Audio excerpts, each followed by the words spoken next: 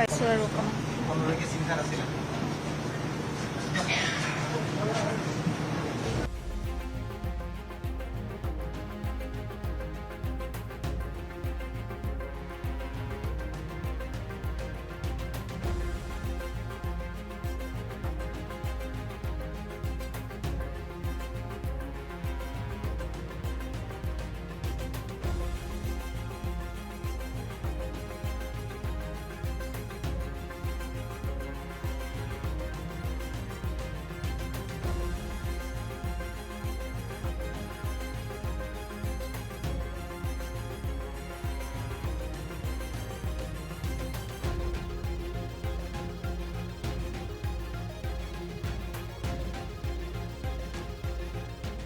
আছিলে এতিয়া ঠিক হৈছে। আজি আমাৰ হস্পিটেলৰ পৰা ডিছচাৰ্জ দিছোঁ, কিন্তু বৌক এতিয়া মানে ৰেষ্টৰ প্ৰয়োজন। আমি সকলোকে অনুৰোধ কৰিছোঁ যাতে বৌ অলপমান জিৰণি পায়।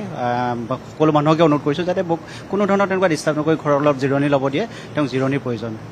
আজি সুস্থ হৈছে বৌক আমি হস্পিটেলৰ পৰা আজি ডিছচাৰ্জ দিছোঁ।